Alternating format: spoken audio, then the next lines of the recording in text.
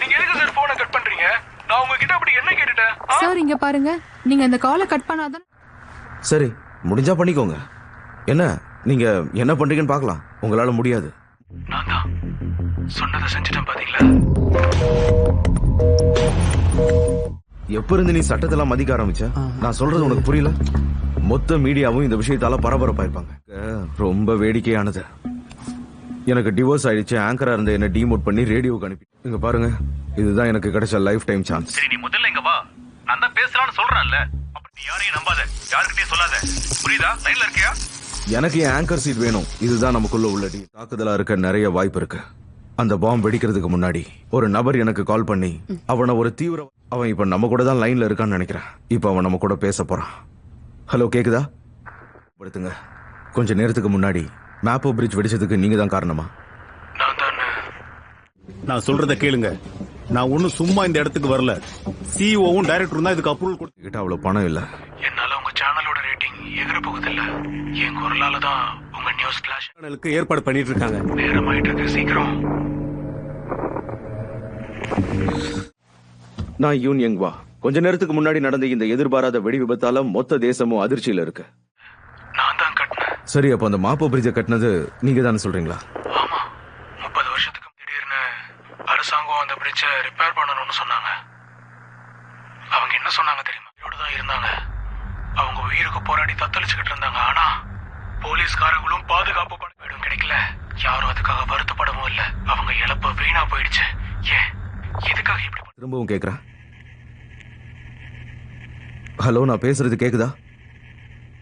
திட்டிட்டு இருக்க மாட்டேன். ஏன் தெரியுமா? இப்ப நான் உன் மேலேயே பாம்பை ஃபிக்ஸ் பண்ணிருக்கேன்.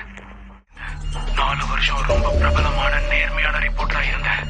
அதுக்கப்புறம் 5 வருஷம் நைட் நியூஸ். நீ சொன்னா கண்டிப்பா அவர் மன்னிப்பு கேட்பாரு. அதனாலதான் நான் உன்கிட்ட பேசணும்னு நினைச்சேன்.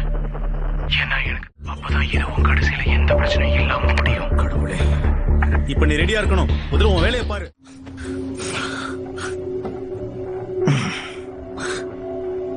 நான் தான் ஆமா, அவரை கூட்டிட்டு வர எங்களால முடிஞ்ச அளவு முயற்சி செஞ்சுட்டு இருக்கோம். உங்களுக்கு 10 நிமிஷம். இங்க பாருங்க, நாங்க ப்ளூ ஹவுஸ கான்டாக்ட் பண்றதுக்கு முழு முயற்சி எடுத்தோம். எங்க ஸ்டாஃபால ப்ளூ ஹவுஸ. நீங்க எதுக்காக பிரசிடென்ட் மன்னிப்பு கேட்கணும்னு மட்டும் சொல்றீங்க? அதுக்கு வேற ஏதாவது காரணம் இருக்கா? நான் உங்ககிட்ட அந்த பணம் முழுசா எனக்கு வந்து சேர்ந்துருச்சு. 2,70,60,60,000. பிரசிடென்ட் இப்ப இங்க வந்தாகணும். அவர் வராரா இல்லையா? எங்களுக்கு இன்னும் அந்த மாதிரி முயற்சி நாங்க பண்றோம். இந்த நிலைமையோட தீவிரம் உங்களுக்கு புரியலன்னு நினைக்கிற செக்ரட்டரி கிம். இந்த நாட்டு மக்களோட உயிர்கள் பெரிய. ஹலோ, நான் பேசுறது கேக்குதா? நாங்க எங்களால முடிஞ்ச முயற்சியை பண்றோம். உயிரை காப்பாற்ற விரைவா நடவடிக்கை எடுப்பாங்கன்னு நான் நம்புறேன். ஜனாதிபதி இங்க வர்றதுதான் உங்க எல்லாருக்குமே நல்லது. ஆமா மிஸ்டர் பார்க், எனக்கும் நீங்க சொல்ற மாதிரி தான் தோணுது. ஆனா அதிகமா பேசாதீங்க. தீவிரவாதி சொல்ற எல்லாத்துக்கும் நீங்க பதில் சொல்லணும்னு அவசியம் இல்லை. பேசுங்க.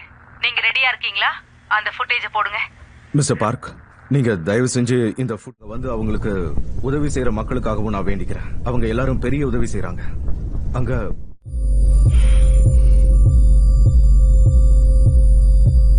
இங்க பாருங்க மிஸ்டர் பார்க். நேர்மையான வழினா நீங்க என்ன சொல்ல வரீங்க? உங்களை மாதிரி பாதிக்கப்பட்ட மக்களுக்கு உதவுறதுக்கு. சரி, ஒரு முக்கியமான நபர் இப்போ நம்ம ஸ்டுடியோ தீர்வுக்காக தான் நான் இங்க வந்திருக்கிறேன். ஆனா எங்களுடைய குறிக்கோள் என்னன்னா, இதுக்கப்புறம் எந்த விதமான விபச்சிருவோம். ஆனா இப்பவே நீ எங்க கிட்ட சரண் அடைஞ்சிட்டா நல்லது. வெளியே போன்னு சொன்னேன். இன்னும் 5 நிமிஷத்துல அப்படியும் கண்டுபிடிச்சிருவோம். ஒழுங்கா நாங்க சொல்றதை கேளு.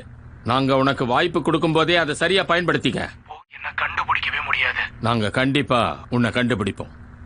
அதுக்கப்புறமா என்ன நடக்க போகுதுன்னு உன்னை பத்தின எல்லா விஷயத்தையும் நாங்க நீ யாருன்னு கண்டுபிடிச்சிட்டோம். நான் சொல்ற விஷயம் எல்லாம் 30 வருஷம் இந்த நாட்டுக்காக கஷ்டப்பட்டு உழைச்சிருக்கேன். என்ன பார்த்தா அப்படி சொல்ற? உன்ன மாதிரி போய் கேஸ் நடத்தி சம்பந்தமான செலவுகள் தான். நான் மட்டும் அப்படி இல்ல, இங்க இருக்கிற யூனும் அப்படிதான். இது ஒண்ணும் புதுசு இல்ல, எல்லாரும் அப்படிதான் செஞ்சு.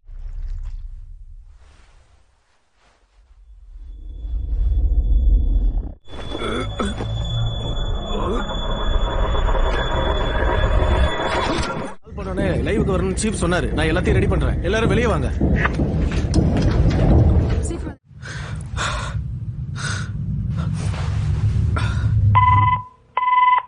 எதுக்குன்னு தெரியுமா? அப்பதான் அவங்க மன்னிப்பு கேட்க வேண்டியது இருக்காது. அப்படின்னா சரி, உண்மையை சொல்லுங்க. நீங்க அவங்க கிட்ட ஏற்கனவே ஒருவேளை 70% ரேட்டிங்ஸ் வந்துருச்சுன்னா அவங்க என்ன டைரக்டர் ஆக்குவாங்க. சீஃப் ஷாடேயோன், ஷிட், எனக்கு பைத்தியம் பிடிச்ச மாதிரி இருக்கு. இங்க பாரு, நீ எதுக்காக இந்த அளவுக்கு முட்டாளா இருக்க? உங்ககிட்ட மன்னிப்பு கேட்கணும்னு நீங்க யாரை எதிர்பார்த்தீங்களோ அவர் இப்போ நீங்க சொன்னீங்கல்ல, மன்னிப்பு கேட்டதுக்கு அப்புறம் சரணடைஞ்சிருவேன்னு சொன்னீங்க. நீங்க ஆரம்பத்துல என்கிட்ட என்ன சொன்னீங்க? என்ன நம்புறதால தானே எனக்கு கால் பண்ணேன்னு சொன்னீங்க. நினைக்கிறோம். உங்களுக்கு ஓகே தானே? சொல்லுங்க. சரி, யார் பேசுறது? கேடிஎன் நியூஸ்ல இருந்து ஆங்கர், அதாவது அவங்க எல்லாரும் உங்க கூட இருக்காங்கன்னு தெரிஞ்சுக்க நினைச்சாரா? ஒரு நிமிஷம், நீங்க இப்ப எதை பத்தி பேசிட்டு இருக்கீங்க? அவனை கட் பண்ணி அனுப்புங்க. நான் ஜீசு கிட்ட எல்லாமே தெளிவா சொல்றேன். அவரோட கதை எடுக்கிறதுக்கு நான் தான் உனக்கு ஆர்டர் கொடுத்தேன்னு சொல்றேன். திருடி இந்த பழைய நியூஸ் ஆங்கர் ஃபேமஸ் ஆகணும்னு நினைச்சிருக்காரு. அந்த நியூஸால அவார்டும் வாங்கியிருக்காரு. அது இந்த நியூஸ் முடியுது. இங்க பாருங்க மிஸ்டர் பார்க், கொஞ்சம் வெயிட் பண்ணுங்க. நான் உங்ககிட்ட மன்னிப்பு கேட்டுக்கிறேன். சத்தியமா சொல்றேன். இனிமே போதும், உன்னால முடியாது. நடந்துட்டு இருக்குன்னு நாங்க பார்க்கணும். ரிப்போர்ட்டர் லீ ஜூசு, நான் சொல்றது கேக்குதா? கேமரா எல்லாமே டேமேஜ் ஆயிடுச்சு. அதனால என்னுடைய செல்போன்ல இருந்து தான் நான் இப்ப ரிப்போர்ட் பண்ணிட்டு இருக்கேன். இந்த ஃபுட்டேஜ் ரொம்ப மிஸ்டர் பார்க், அங்க பிரிட்ஜில் மாட்டிட்டு இருக்கிற எல்லாரும் ரொம்பவே ஆபத்தான நிலைமையில இருக்காங்க. அட்லீஸ்ட் குழந்தைகளையும் பெண்களையும். நான் வாட்டர் ரெஸ்கியூ ஃபோர்ஸ் எல்லார்கிட்டையும் கேட்டுக்கிறேன். சீக்கிரமா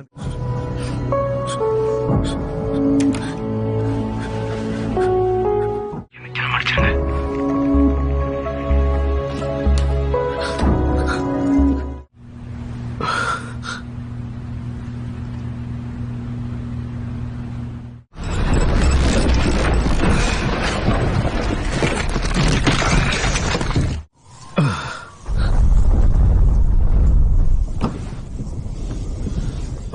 சீஃப் ஷாவும் சேர்ந்து என்னோட ஸ்டோரிய லீக் பண்ண போறேன்னு சொல்றீங்களா? அப்புறம் பிரசிடென்ட் இப்போ எனக்கு அந்த பணத்தை கொடுத்ததே நீங்க தானே? Damn it. நினைச்சு பார்த்ததை விட நீங்க பாரியோன், நீ சொல்ற விஷயத்தை யாராவது நம்புவாங்களா? நீ ஏன் யோசிச்சுக்கோ. இடத்துக்கு வந்து பேசுங்களேன். அதுல உங்களுக்கு என்னதான் பிரச்சனை? அவர் இங்க வரமாட்டாருன்னு உங்களுக்கு தெரியும். அப்புறம் எதுக்காக எனக்கு கால் பண்ணீங்க? ஏன்னா நீ மத்தவங்களை விட வித்தியாசமானவன். நானே அங்க வந்து எனக்கு தேவையானதை செஞ்சுப்பேன். புரிஞ்சதில்ல? என்ன சொன்னீங்க? பாவம் இருக்குன்னு சும்மா சொன்னேன்.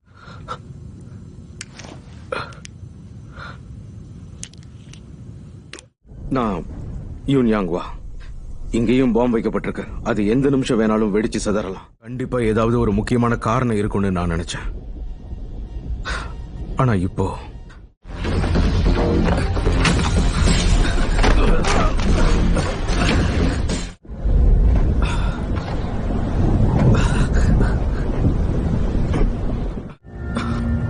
அவர் வாழ்க்கை முழுக்க கஷ்டப்பட்டு உழைச்சே செத்தாரு. அதனாலதான் அவர் சாவுக்கு ஒரு அர்த்தம் வேணும்னு நினைச்சேன்.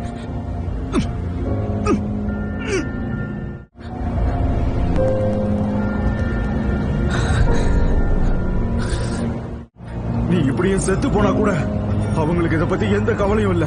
யாரும் எதுவும்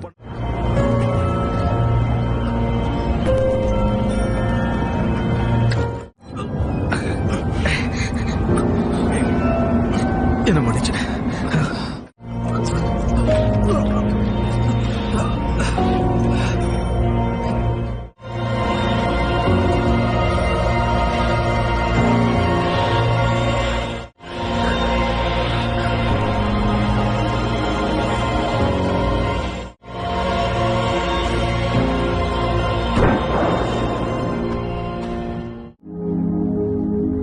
நம்மளோட காவல் படை எல்லாரும் சேர்ந்து அந்த தீவிரவாதியை சரியா தாக்கி அவனை கொண்டுட்டாங்க.